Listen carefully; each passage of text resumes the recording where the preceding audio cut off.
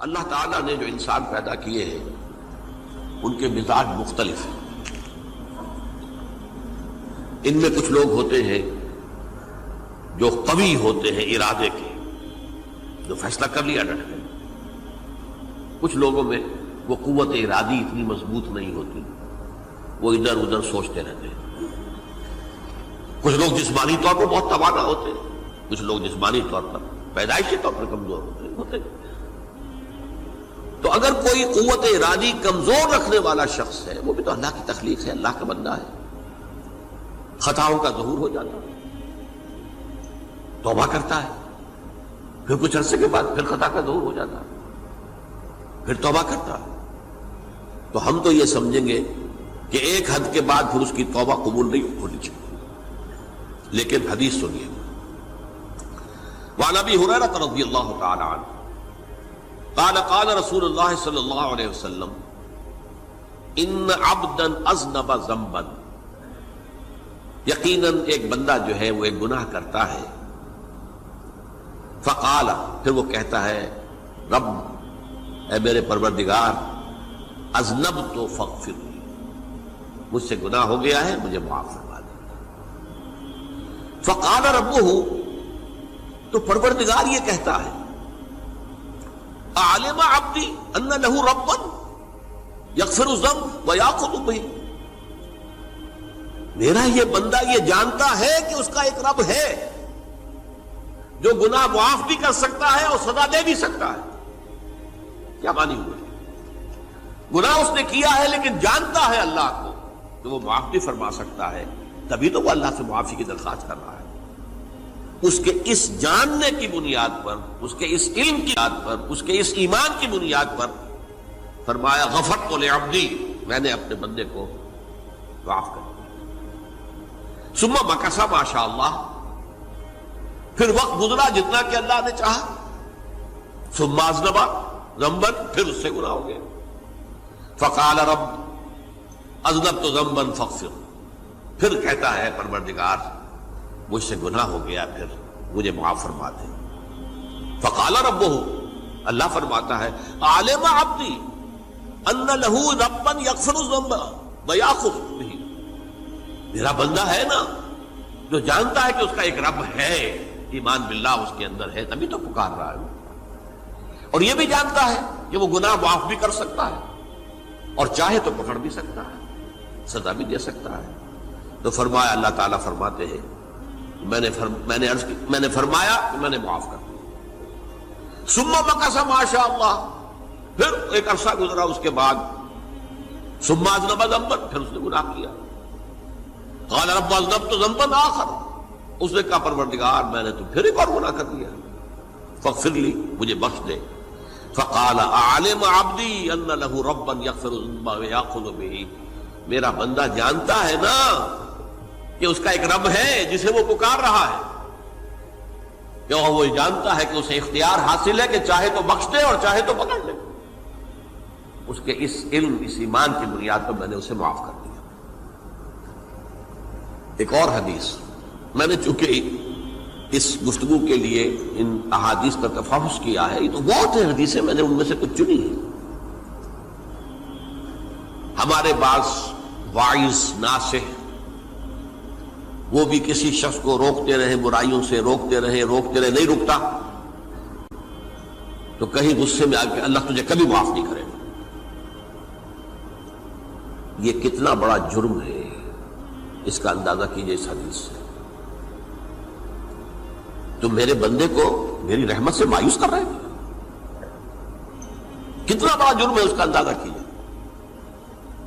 یہ مسلم شریف کی روایت ہے، عن جندب، حضرت جندب رضی اللہ تعالی عنہ سے، ان رسول اللہ صلی اللہ علیہ وسلم حدث، کہ اللہ کے رسول صلی اللہ علیہ وسلم نے ایک واقعہ بیان کیا، ان رجلا قال،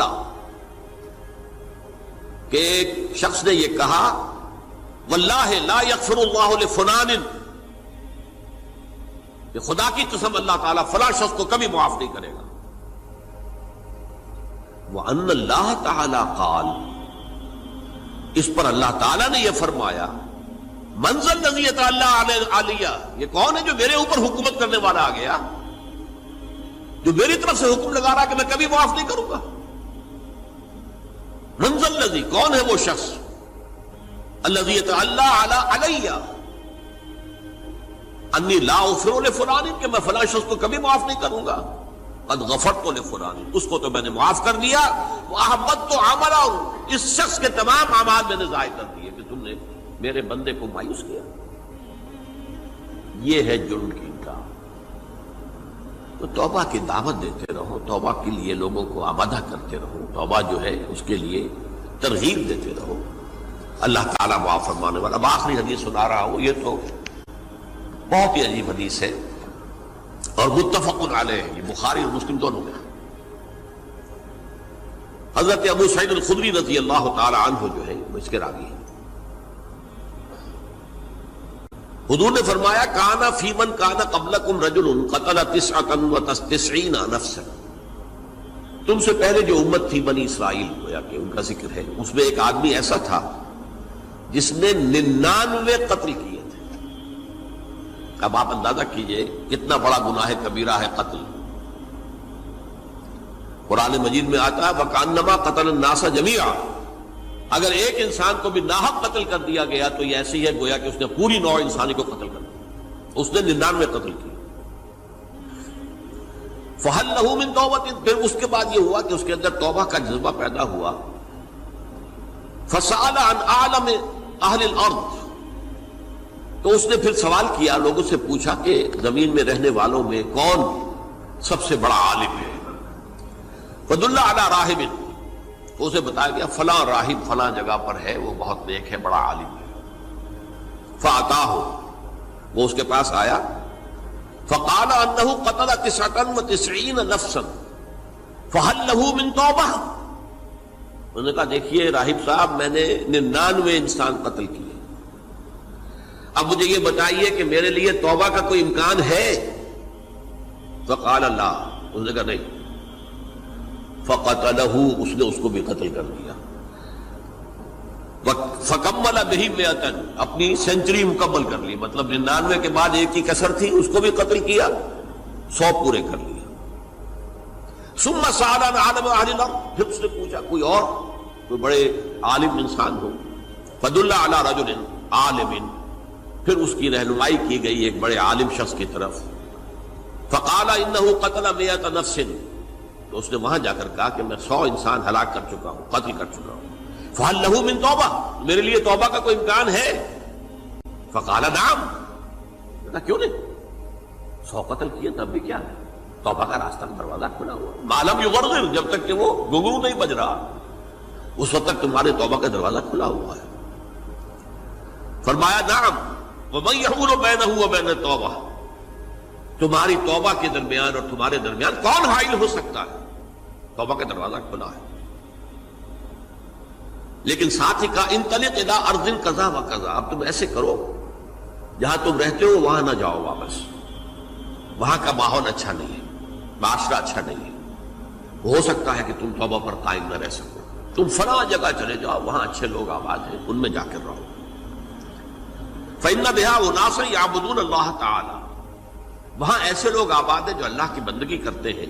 فاعبد اللہ معہم، تو تم ان کے ساتھ مل کر اللہ کی بندگی اور پرستش کرو۔ ولا ترجع الی ارضک، اپنی زمین کی طرف اپنے وطن میں واپس نہ جاؤ۔ فإنها ارض سوء، وہ بری جگہ ہے۔ فانطلقا، تو وہ چل پڑا، ہجرت کر رہا ہے، اس جگہ جا رہا ہے جہاں کا راہب نے بتایا تھا۔ حتی اذا نصف الطریق، جب آدھا راستہ اس نے پورا کر لیا، اتاہ الموت، موت آ گئی۔ فاختصمت فیہ ملائکۃ الرحمت و ملائکۃ العذاب، اب وہ جہنم کے فرشتے بھی آ گئے اس کی جان قبض کرنے کو، اور جنت کے بھی آ گئے۔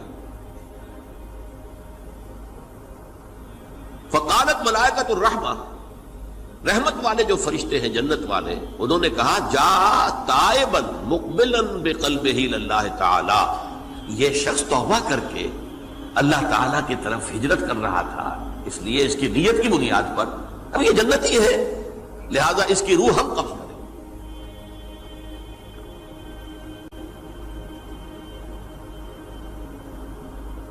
وقالت الملائکۃ العذاب، اور وہ جو عذاب والے فرشتے ہیں وہ کہیں گے انہ لم یعمل خیرا قط، تو نے توبہ کے بعد کوئی نیک عمل تو کیا ہی نہیں، تو کس بنیاد پر اس کو تم جنت میں لے جاؤ گے؟ اس کو تو دوزخ میں جانا چاہیے۔ فاتاہ ملک فی صورت آدمی، تو ان کے پاس اللہ نے ایک اور فرشتے کو بھیج دیا آدمی انسانی شکل کے اندر، فجعلوہ بینہم، تو ان فرشتوں نے کہا بھائی ہمارا فیصلہ کرا دو، اس کی روح ہم لینا چاہتے ہیں یا ہم لینا چاہتے ہیں، انہیں حکم بنا دیا۔ فقال قیسوا ما بین الارضین فإلی ایتہما کان اقرب، کہ تم فاصلہ ناپ لو جہاں سے وہ چلا ہے اور جہاں جا رہا تھا اور یہاں اس کی موت ہو رہی ہے، تو کون سا فاصلہ زیادہ ہے؟ جب ناپا گیا، بلکہ ایک حدیث میں آتا ہے کہ اس پر اللہ نے زمین کو جو ہے حکم دے دیا، ایک طرف والی زمین تو سکڑ جا، دوسری والی جو ہے تو پھیل جا، تاکہ وہ جو جدھر جو جا رہا تھا وہ زیادہ قریب ہو جائے بنسبت اس کے کہ جہاں سے وہ چلا تھا۔ تو اس فیصلے پر پھر جو فرشتے تھے جو کہ رحمت کے فرشتے تھے وہ اس بندے کو لے گئے جنت کے اندر۔ یہ ہے توبہ کی عظمت اور اس کی